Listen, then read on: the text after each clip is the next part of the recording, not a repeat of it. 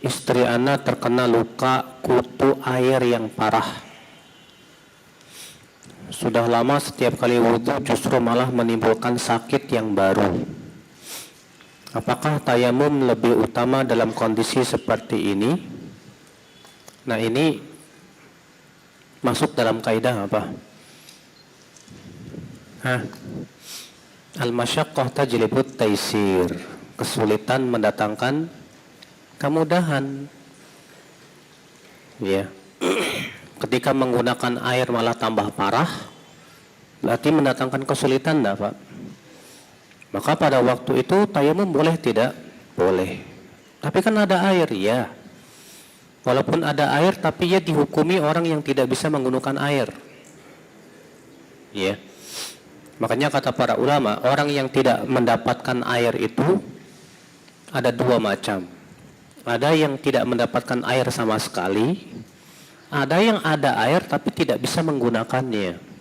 Maka ia dihukumi tidak mendapatkan. Ya. Maka di saat seperti ini boleh tayamum, boleh, enggak masalah. Ya, kalau memang kalau dia menggunakan air malah tambah parah penyakitnya. Mohon penjelasan batasan adat istiadat sebagai sunnah. Akhi, ini pertanyaan bagus sekali. Adat istiadat boleh diamalkan. Kapan boleh bisa jadikan patokan dalam Islam dan syariat? Ada beberapa syarat yang harus terpenuhi. Kapan adat istiadat boleh dipakai? Ya.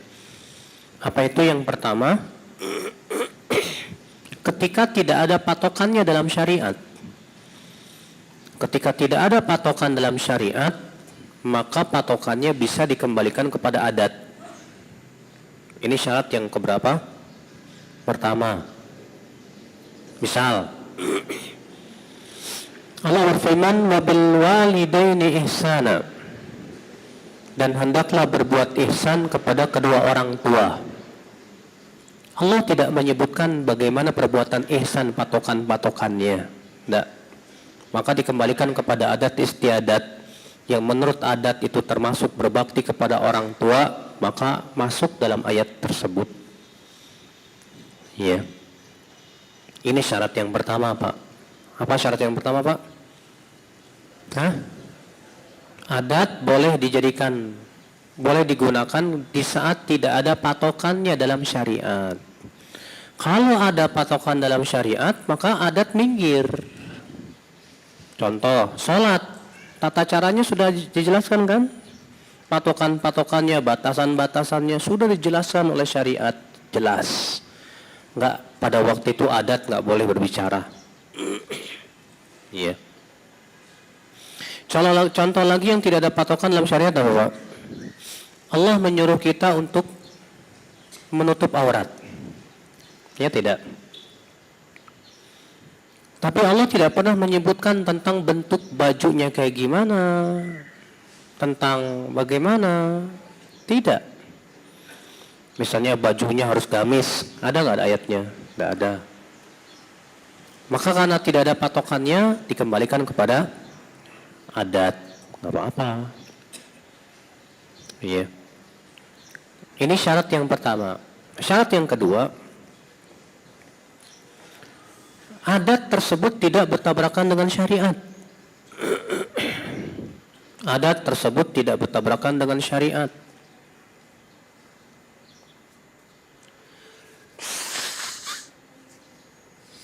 Maka apabila adat tersebut tidak bertabrakan dengan syariat, kalau adat itu bertabrakan dengan syariat, tolak. Contoh misalnya kalau adat istiadat itu mengandung kesyirikan, atau adat tersebut merubah patokan syariat, maka yang seperti ini adat ditolak, Pak. Nggak bisa. Contoh misalnya, di Indonesia adat perempuan misalnya pakai kebaya, orang Jawa pakai kebaya, tapi kan kebaya nggak sesuai syariat, Pak. Iya. Kebaya itu yang namanya kebaya rata-rata apa, Pak? Tipis, ketat, iya kan? Memenuhi syarat tidak? Tidak. Ya, ada nggak kebaya yang cucuk kayak jubah gede gitu? Gak ada kebaya, itu bukan kebaya namanya. Iya. Maka ada seperti ini bertabrakan dengan syariat? Ya, itu bertabrakan dengan syariat. Ya. Syarat yang ketiga, kapan adat boleh dijadikan patokan dan diamalkan dalam syariat? Adat itu bersifat notorid. Adat itu bersifat umum, berlaku umum pada seluruh lapisan masyarakat. Enggak hanya ya, adat itu hanya untuk sebagian tanpa yang lain. Jadi adat itu harus bersifat umum untuk seluruh lapisan masyarakat, di mana semuanya udah tahu adatnya mereka bagaimana. Adapun kalau misalnya adat ini hanya berlaku untuk kalangan menengah ke atas, menengah ke bawahnya enggak bisa jadikan patokan.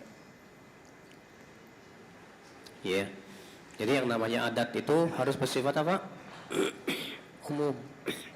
Dan terkadang, Pak, di masyarakat kita ini kita sendiri terkadang bingung patokan adat kita apa. Contoh, Syekhul Islam Taimiyah memberikan sebuah contoh. Batasan safar tidak ada batasan dalam syariat dan tidak ada patokannya. Batasan apa? Safar tidak ada patokan dalam syariat. Ya nggak, Pak? Nah, kalau tidak ada patokannya, jadi kembalikan kemana?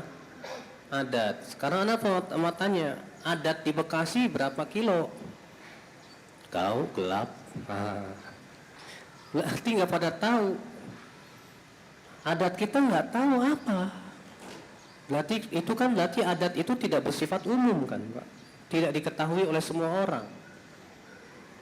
Iya. Nah inilah, Pak. Maka pada waktu itu, akhi, ini 3 syarat yang harus dipenuhi. Bolehnya kita mengamalkan apa?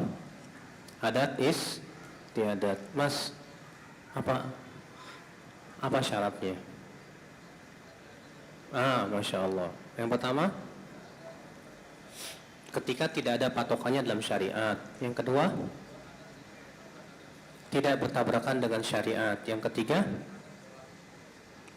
betul, adat itu berlaku umum. Maksudnya berlaku umum gini apa?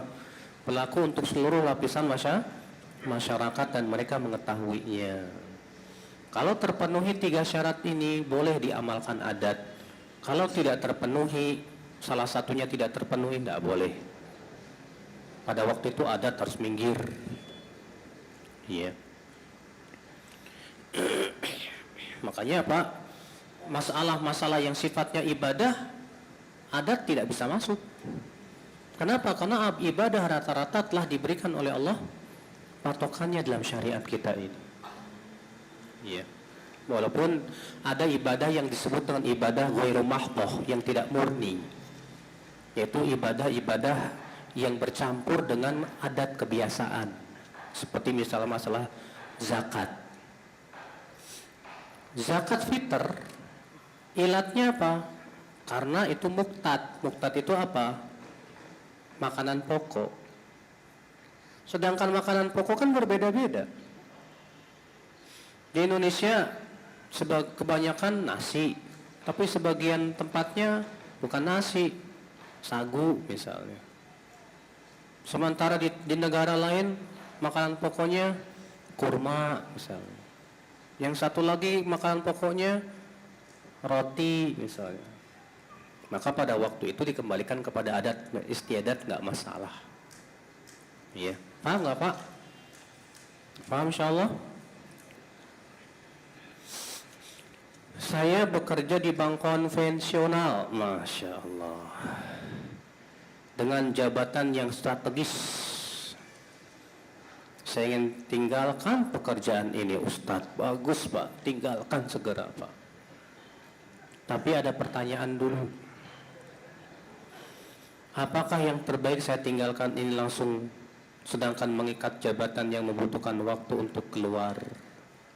Segera proses. Kalau antum bisa langsung keluar ya bagus sekali.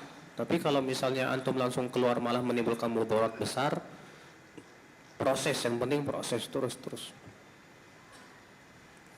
Saya punya teman jabatan dia itu sebagai GM, tahu nggak GM? General Manager. Di atasnya manajer, jadi manajernya para manajer. Dia manajer di bawah dia semua. Dia GM-nya, General Managernya, Pak. Dan tahu sendiri, Pak, yang namanya General Manager di bank gajinya, wah, jangan tanya, Pak. Pas dia mulai ngaji, dengerin kerja di bank haram.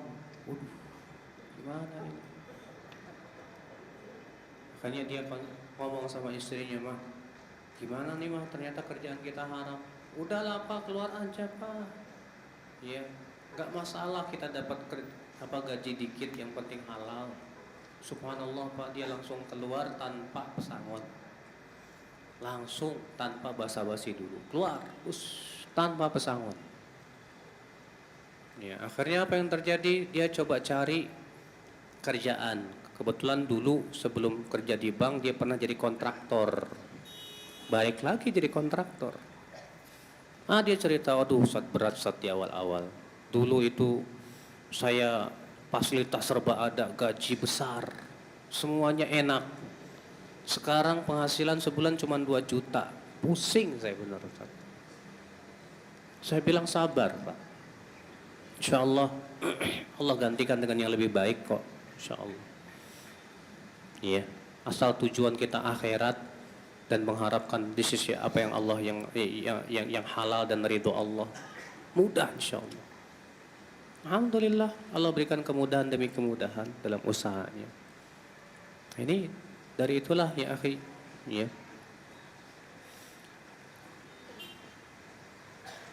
Atau saya bawa bank ini ke jalur syariah, bisa nggak?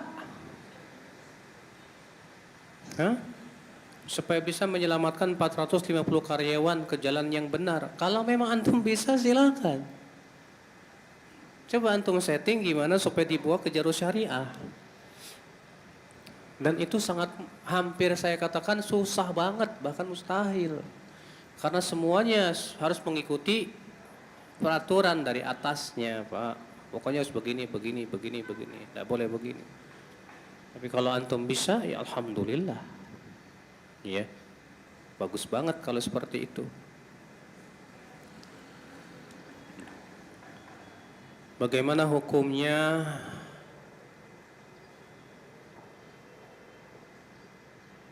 apa ini?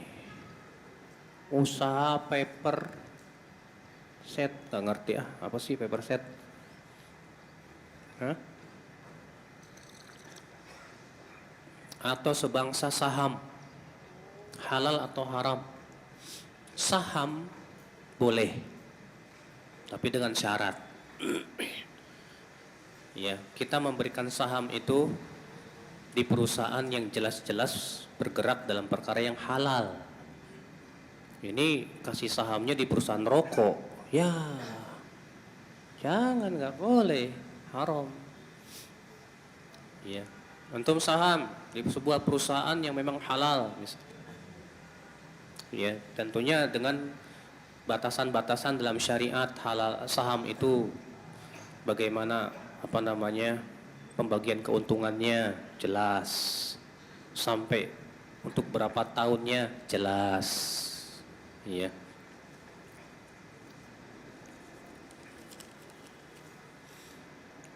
Saya menunaikan haji bersama tante saya tahun 2014, yang waktu itu tante saya berumur 60 tahun. Sedangkan istri menunaikan haji tahun 2016 bersama orang tua istri yang sudah janda. Tanya gimana haji istri saya tanpa saya sebagai suami. Saya tidak bisa mundur karena menemani tante yang diperlukan saya karena mempunyai penyakit jantung. apakah haji istri saya sah? Sah. Ini udah berlalu kayaknya Pak ya. Kalau pertanyaannya udah berlalu, udah haji, ya udah saya katakan sah. Kalau antum nanyanya sebelum haji, ana bilang nggak boleh karena tanpa mahram namanya itu. Karena yang namanya mahram itu syaratnya harus laki-laki, nggak boleh perempuan. Tapi ini sudah berlalu masalahnya dan sudah haji. Maka karena ketidaktahuan dimaafkan insyaallah oleh Allah Subhanahu wa taala. Iya. Bagaimana saya sebagai suami yang memperbolehkan istri haji tanpa mahram? Dosanya antum. Karena antum dayus berarti Pak. Dayus itu artinya tidak punya rasa cemburu. Dibiarkan istrinya pergi tanpa mahram. Ini aja sahabat yang berkata, ya Rasulullah saya diwajibkan ikut perang, tapi istri saya pergi ya tanpa mahram, gimana? Kata Rasulullah apa? Pergi kamu bersama istrimu. Sampai Rasulullah batalkan kewajiban ikut perang demi untuk apa? Ya pergi dan menemani istrinya berhaji. Makanya ya kalau memang waktu itu antum nggak tahu, Allah maafkan, cukup antum taubat kepada Allah. Tapi kalau antum tahu pada waktu itu, antum berdosa, taubat segera kepada Allah Subhanahu wa taala, minta ampun. Ya karena membiarkan istri pergi tanpa mahram.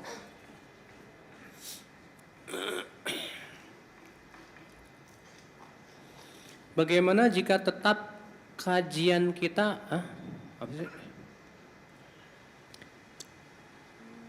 melaksanakan sholat sunat seperti sholat duha? Bagaimana jika tetap apa sih tulisannya nih, agak-agak susah ya. Kayaknya yang nulis dokter nih Pak. Gak paham saya. Kaidah 13 nomor 4. Apakah Nabi sholat ba'da asar? Bukankah itu waktu terlarang buat sholat? Pak, ada kaidah usul fikih yang mengatakan begini Pak.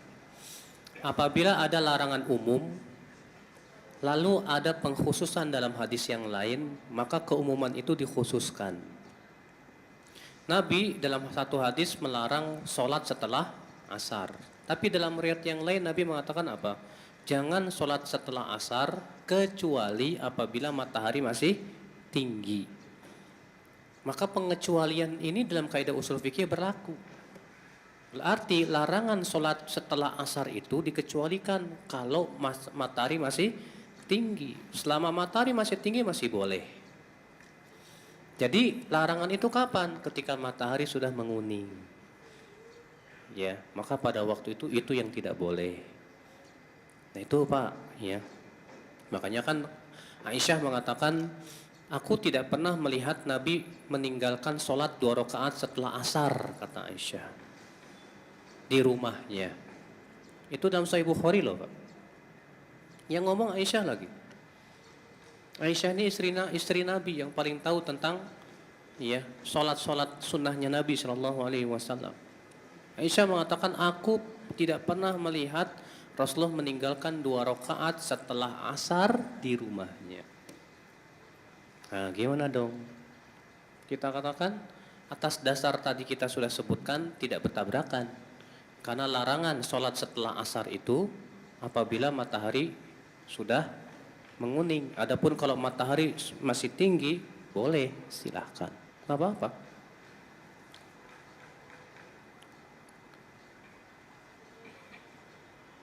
Apakah obat-obatan yang mengandung alkohol berarti masih diperbolehkan atau diharamkan, Ustaz? Nah di sini Pak, para ulama di zaman ini berbeda pendapat Pak. Sebagian ulama mengatakan boleh, halal. Kenapa? Karena nggak memabukkan. Kenapa? Nggak memabukkan. Cuma sebatas dicampur alkohol berapa persen. Tapi ketika kita minum nggak memabukkan, biasa aja. Sedangkan ilat daripada haramnya arak itu apa? Memabukkan. Kaidahnya sudah kita sebutkan tadi. Apabila ilatnya ada, hukum ada. Apabila ilatnya hilang, hukum pun hilang. Nah, ilatnya memabukkan di sini hilang, nggak ada. Berarti boleh dong. Ini pendapat Syekh Jibrin. Sebagian ulama berpendapat tidak boleh. Kalau memang sengaja dicampurkan. Kalau memang sengaja apa? Dicampurkan. Kenapa? Karena hadis mengatakan ma askaro kathiruhu faqalilu haram. Sesuatu yang banyaknya bisa memabukkan, maka sedikitnya pun haram. Nabi mengatakan apa? Sesuatu yang banyaknya bisa memabukkan, maka apa? Sedikitnya pun haram. Maka pada waktu itu kata mereka tetap nggak boleh, karena itu sengaja dicampurkan. Dan kepada pendapat kedua ini saya condong. Iya, kita tinggalkan aja Pak. Tapi kan nggak memabukkan. Iya, tapi kan kata hadis, iya, sesuatu yang memabukkan banyaknya, maka sedikitnya apa? Haram.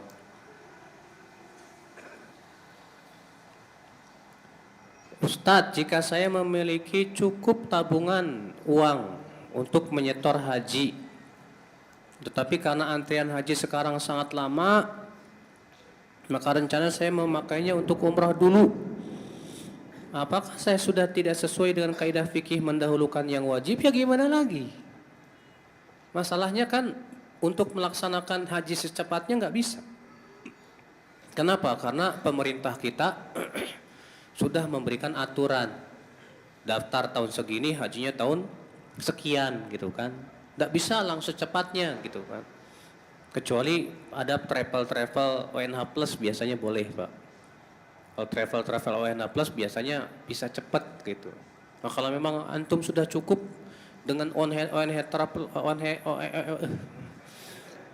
Plus ya, maka silakan, bagus. Tapi uangnya nggak cukup Ustadz kalau buat ONH Plus. Ya udah daftar aja. Berarti misalnya baru haji tahun 2021 misalnya. Kalau gitu uang yang ada saya mau umrah dulu, bagus, silahkan. Umrah aja dulu. Iya.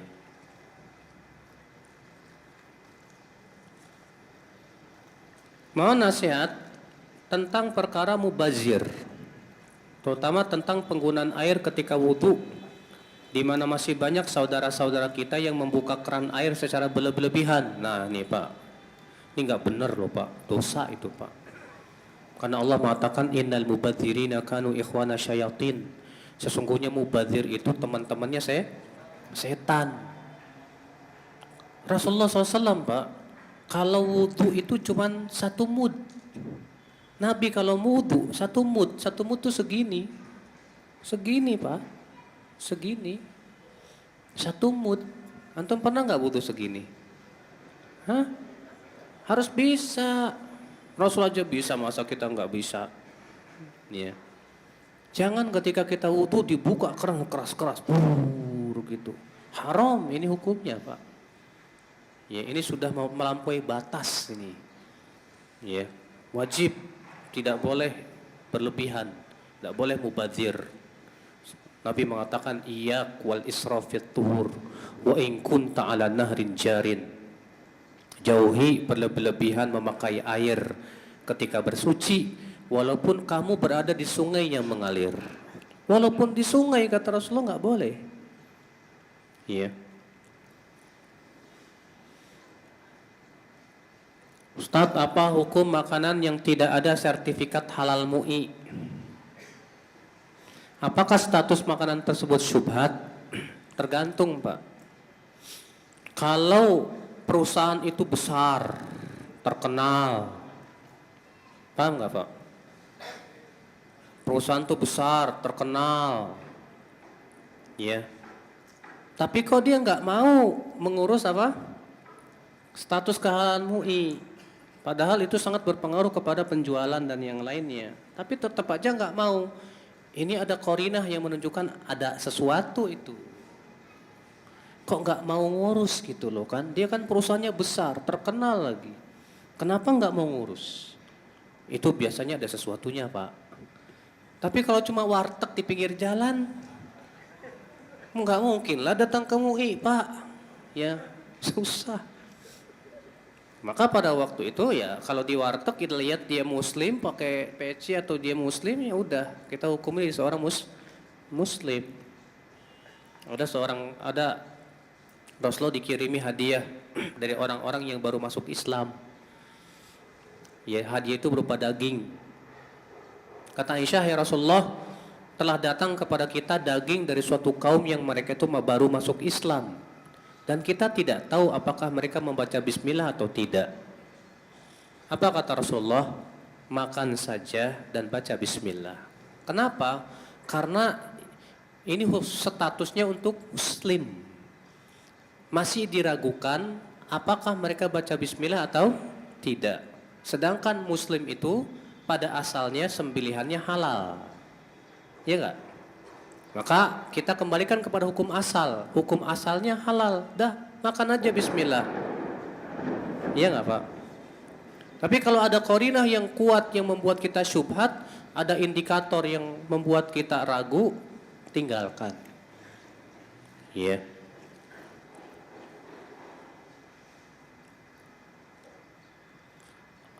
Bagaimana tolak ukur sesuatu disebut membantu dalam kemaksiatan, Ustadz? Artinya kalau kita melakukan ya perbuatan tersebut menyebabkan kemaksiatan semakin besar. Ya. Contoh misalnya antum membantu untuk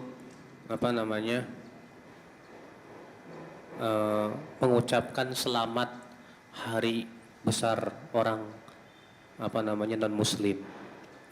Selamat ya. Sehingga dengan ucapan selamat itu ya, apa yang terjadi? Orang akan menganggap oh ya, sah-sah aja, boleh-boleh aja. Ini namanya membantu, Pak, ta'awun 'alal itsmi wal 'udwan. Ya. Contoh lagi, ada sebuah acara hari kebesaran suatu agama. Rupanya dia mesan ke antum ya pakaian khusus untuk kebesaran mereka itu. Antum jahitin. Nanti antum sudah membantu tidak, Pak? Sudah membantu itu. Maka yang sesuatu yang sifatnya membantu itu ya, dan sehingga dengan perbuatan antum itu ya, perbuatan maksiat itu semakin kuat, besar gara-gara perbuatan antum, itulah yang disebut dengan antum membantunya berarti. Allah berfirman wala ta'awanu 'alal itsmi wal 'udwan. Jangan tolong menolong dalam dosa dan permusuhan, enggak boleh.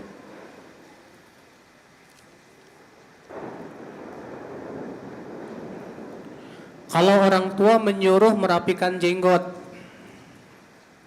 kadang saya menuruti Ustadz. Karena saya pikir berbakti kepada orang tua itu lebih utama dong dibandingkan memanjangkan jenggot. Kan ada hadisnya, Pak. Tidak boleh menaati makhluk untuk memaksiati Allah. Kalau itu maksiat tetap tidak boleh ditaati. Iya. Kalau itu maksiat jangan ditaati, bilang maaf Pak.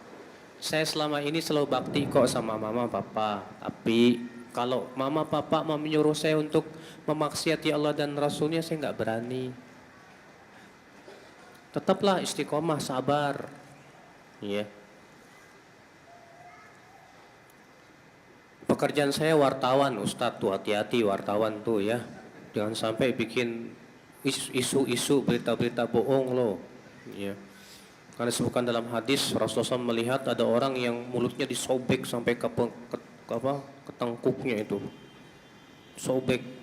Ketika ditanya siapa dia, kata para malaikat, itu orang yang keluar dari rumahnya menyebar isu kedustaan sampai tersebar kemana-mana.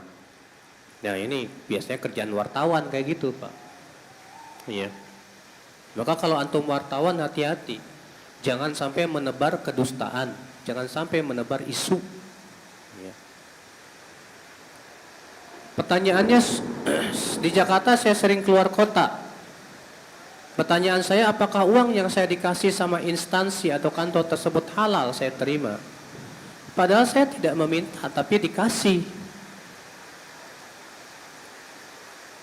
Maksudnya Bapak dikasih sama kantor apa ya?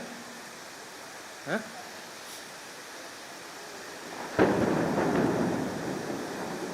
Sama kantor berita Bapak atau gimana sih? Oh, yang didatangi itu. Pas Bapak pergi keluar kota, pergi ke kantor yang didatangi, dia kasih Bapak duit. Boleh terima nggak? Haram. Haram, iya. Sekarang saya mau tanya, Bapak sudah digaji nggak sama perusahaan Bapak? Sudah? Oke. Sebutkan dalam hadis bahwa Nabi SAW mengirimkan seseorang untuk mengambil zakat suatu kaum. Kemudian ia pulang dan berkata, ini zakat untuk kalian, ini hadiah buat saya. Maka Rasulullah marah dan berkata, ada apa orang yang aku kirim untuk mengambil sedekah? Pulang-pulang berkata, ini sedekah buat kalian dan ini hadiah buat saya.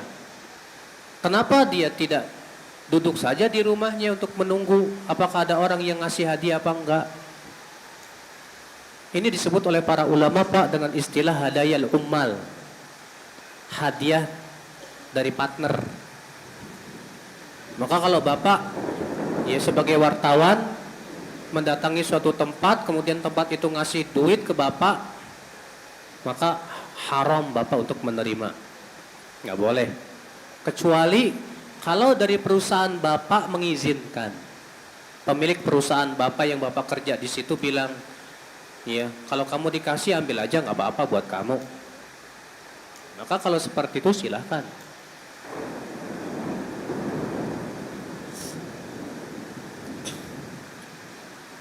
Bagaimana kaidah tentang permasalahan isbal dan mencukur jenggot dengan dalil yang saling berlawanan?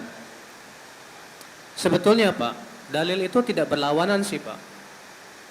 Contoh masalah isbal ya Pak. Ada orang yang mengatakan isbal boleh kalau tidak sombong. Ada tidak yang berpendapat seperti itu? Selama tidak sombong boleh, nggak apa-apa. Dalilnya perbuatan Abu Bakar. Abu Bakar berkata, ya Rasulullah, sarung saya ini suka melorot ke bawah, tapi saya berusaha untuk menaikkannya.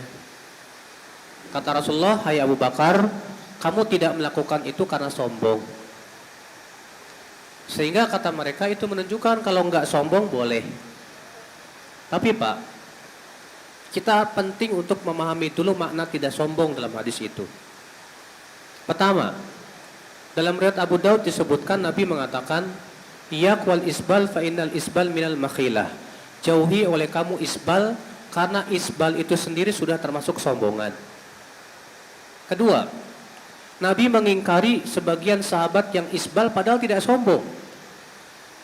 Di antaranya hadis bahwa Rasulullah SAW melihat seorang sahabat yang pakaiannya terseret ke tanah, dikejar oleh Nabi.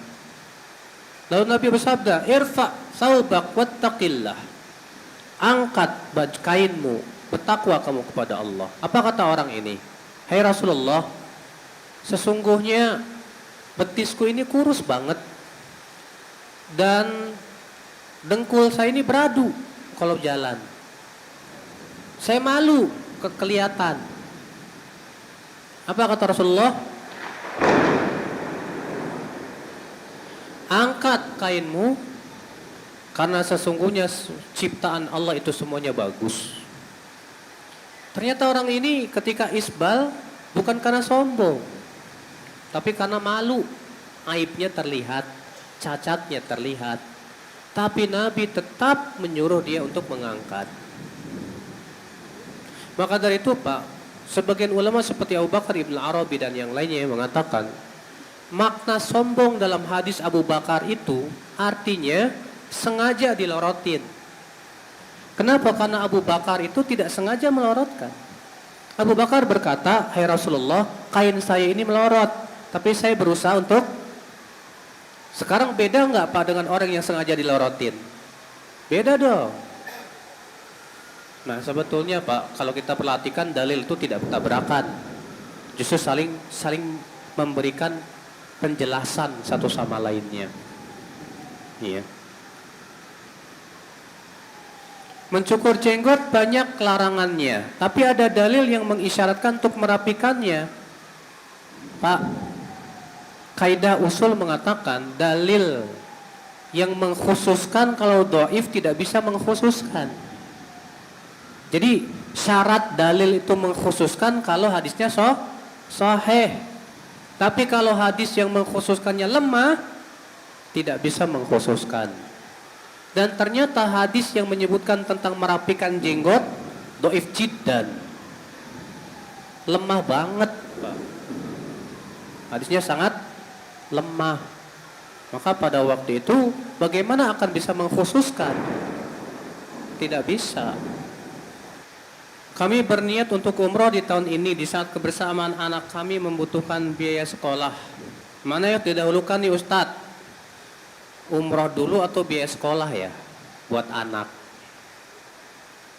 Iya. Pak, kalau memang umroh itu hukumnya sunnah, membiayai anak sekolah maslahatnya besar. Coba antum lihat mana yang lebih maslahat. Tadi kaidahnya sudah kita pelajari. Kalau bertemu dua maslahat, ambil yang lebih besar. Kalau anak sekolah, maslahatnya nanti besar insya Allah. Untuk kebaikan dia, kebaikan masyarakat, umat, dan yang lainnya. Maka ini menurut saya lebih bagus. Ya, jadi menurut saya umrohnya diundurin aja lah. Gunakan buat anak sekolah dulu. Nanti kumpulin lagi duit, baru bisa apa? Baru bisa umroh insya Allah.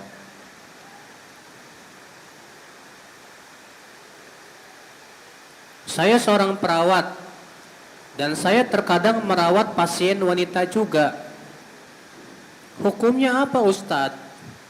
Jika saya menyentuh bukan mahram karena merawat. Ini kaidahnya apa Pak? Hah? Yang haram ada dua. Masih ingat gak tadi? Yang haram ada dua. Yang diharamkan zatnya dan diharamkan karena menjerumuskan. Yang diharamkan zatnya boleh kapan? Ketika darurat. Yang haram menjerumuskan boleh kapan? Ketika dibutuhkan. Baik. Menyentuh wanita yang bukan mahram haramnya dari jenis yang mana? Menjerumuskan. Ketika dibutuhkan boleh enggak? Boleh. Di zaman Rasulullah ada tidak sahabiat yang ikut perang yang mereka tugasnya merawat orang yang luka-luka? Ada, dan otomatis terjadi sentuhan. Tapi karena itu dibutuhkan, gimana lagi? Asal jangan dinikmati. Si perawatnya, pasiennya kebetulan perempuan cantik. Halo, kesempatan, modus. Iya. Hati-hati aja. Innamal a'malu binniyat nantinya. Tergantung niatnya apa.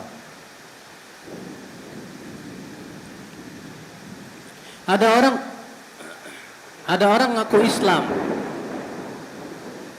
Ada orang ngaku Islam tapi tidak percaya dengan hadis Nabi. Hanya Al-Quran saja katanya. Kasihan nih Pak. Kalau antum punya saudara yang tidak percaya hadis, percayanya Al-Quran, bilang ke dia, kamu sholatnya gimana? Kamu cara sholatnya gimana? Sholat zuhur berapa rakaat? Tata cara sholat dari takbiratul ihram sampai salam, apa ada dalam Al-Quran? Tidak ada dalam Al-Quran kan? Maka dari itu akhi, orang yang menolak Al-Quran sebetulnya ingin menolak Islam. Orang yang menolak hadis sebetulnya ingin menolak Al-Quran. Orang yang menolak hadis sebetulnya ingin menolak apa? Al-Quran. Karena Al-Quran itu penjelasan dan perinciannya adanya di mana? Di hadis. Zakat, sholat, puasa, haji, bahkan semua hukum-hukum Islam adanya di mana? Di hadis. Yang kedua kita katakan hadis termasuk wahyu tidak? Wahyu. Sementara Allah mengatakan inna nahnu nazzalna dzikra wa inna lahu lahafizun. Sesungguhnya kami yang telah menurunkan adzikr. Adzikr dalam ayat ini masuk padanya hadis. Sebagaimana Allah berfirman wa anzalna ilaika dzikra litubayyana lin-nasi ma nuzila ilaihim. Dan kami turunkan kepada engkau hai Muhammad adzikr agar kamu menjelaskan kepada mereka apa yang diturunkan kepada mereka tersebut. Maka dari itulah sebagaimana Allah menjaga Al-Qur'an, Allah pun menjaga hadis Nabi sallallahu alaihi wasallam. Yang ketiga kita katakan Nabi sudah mengabarkan akan ada orang yang menolak hadis. Ternyata Nabi sudah mengabarkan, Pak. Dalam hadis riwayat Muslim, dalam muqaddimah sahihnya, riwayat Tirmidzi juga, di antaranya riwayat Tirmidzi Nabi mengatakan, ya, yushiku an yajlisa rajul ala arikati au kama qala. Hampir-hampir nanti akan ada orang yang duduk di atas dipannya. Ketika datang kepadanya hadisku, dia berkata, tinggalkan ini, cukup Al-Quran saja. Bayangkan, Nabi sudah mengabarkan, Pak, akan adanya orang yang menolak apa? Hadis. Lalu Nabi bersabda, ala inni utitul Qur'an wa mithluhu ma'ah. Ketahuilah, aku diberikan oleh Allah Al-Quran dan yang sama dengan Al-Quran bersamanya. Iya. Apakah ada adab dalam kaidah-kaidah fikih tentang cara mentahdzir? Tahdzir maksudnya apa sih? Mentahdzir orang gitu, awas si fulan sesat. Ya. Ada kaidah usul fikihnya ada, Pak. Di antaranya apa? Kaidah yang sudah kita sebutkan. Kalau bertemu maslahat dan mudarat, maka sikap kita gimana? Apabila bertemu maslahat dengan mudarat, sikap kita gimana, Pak? Lihat mana yang paling besar. Bila yang paling besar maslahatnya, disyariatkan. Bila lebih besar mudaratnya, ditinggalkan. Tahdzir pun begitu. Kalau tahdzir itu malah memberikan maslahat banyak, orang-orang bisa selamat, silahkan. Tapi kalau tahdzir malah mudaratnya lebih banyak, ya, orang-orang malah penasaran sama dia, maka nggak boleh. Ustadz, saya kalau di rumah sholat pakai daster, terus pakai mukena. Daster saya ada gambar kartun mirip orang. Kartun milik orang kayak gimana nih? Ya. Jadi gimana dong? Yang lebih baik dasternya diganti aja. Masa nggak ada lagi daster yang lain? Ya.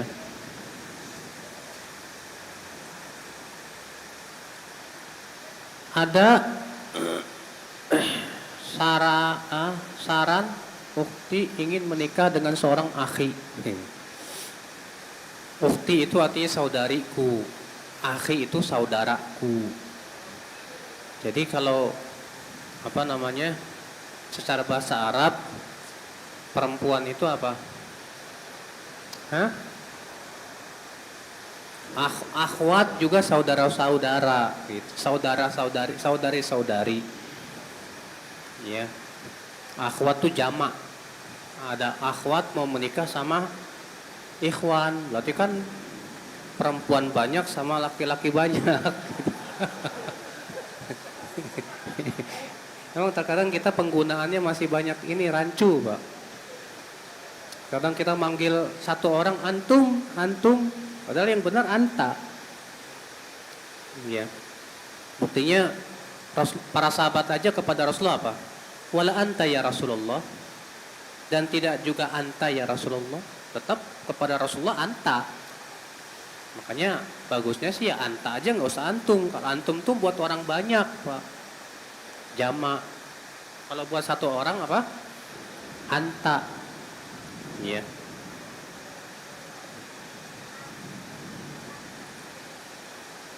Ada seorang wanita ingin menikah dengan seorang laki-laki. Ketika wanita tersebut menyampaikan kepada orang tua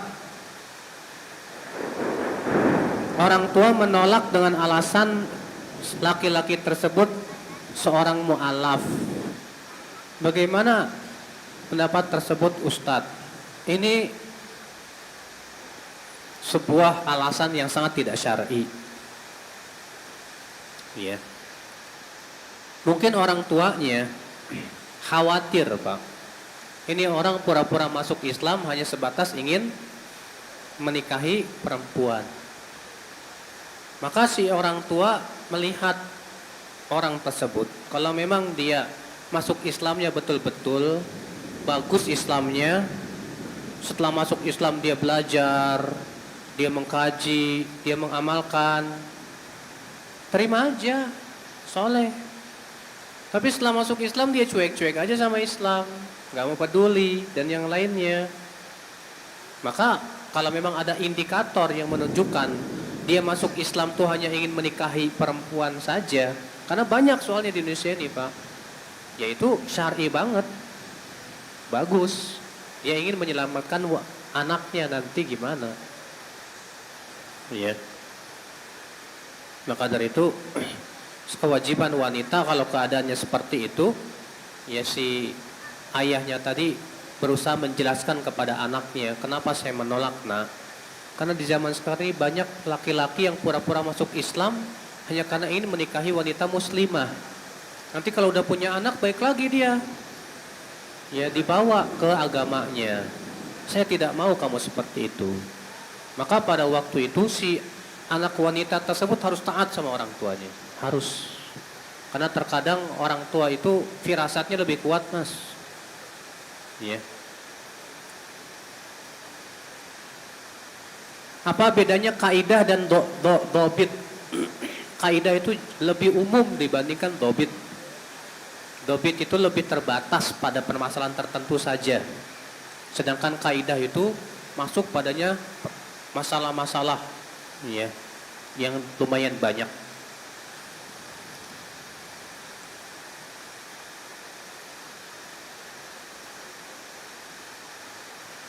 Saya beli bahan bakar di pom bensin 95.000, saya bayar 100.000. Saya bilang kembaliannya buat bapak aja, boleh nggak Ustadz? Ya kalau buat antum nggak masalah, tapi buat yang nerimanya masalah. Yeah. Yang nerimanya itu nggak boleh sebetulnya, itu hadayal ummal namanya. Walaupun ya demikian, kalau memang antum niatnya hadiah dan orang tersebut tahu ini hadiah, tidak ada nilai apa-apa, ya silakan aja diterima. Tapi kalau dia khawatir, ragu dan itu jadi syubhat, mendingan ditolak. Karena memang tidak setiap hadayal umal itu diharamkan dalam syariat. Kita harus melihat kepada indikasi-indikasinya dulu, keadaan-keadaannya. Ya. Tapi kalau misalnya antum yang mengatakan ini 5.000-nya hadiah buat kamu, nggak apa-apa, silakan. Ya, nggak apa-apa. Secara syariat itu halal, nggak apa-apa. Saya baru kenal sunnah Ustadz, saya sudah meninggalkan pekerjaan saya di bidang riba, beralih ke supir online. Tapi banyak penumpang yang saya antar untuk ibadah ke gereja. Gimana tuh Ustadz, apakah saya berdosa? Gak tahu. Tanya aja ke Ustadz Arifin atau Ustadz Erwanti.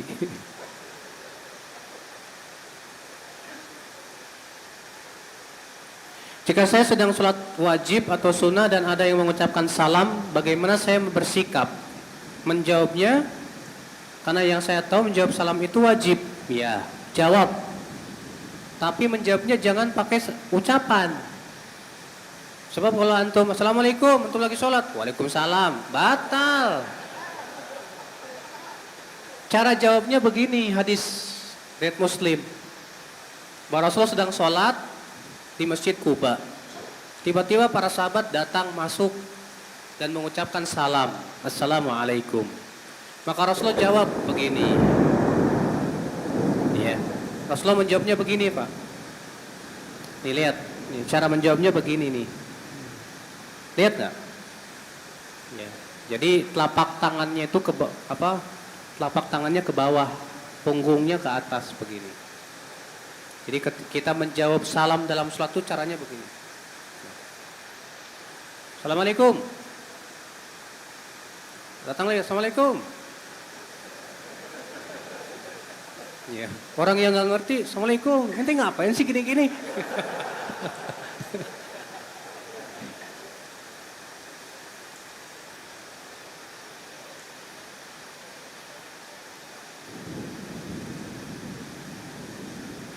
Kalau sudah masuk waktu sholat, apa yang didahulukan? Kerja apa sholat?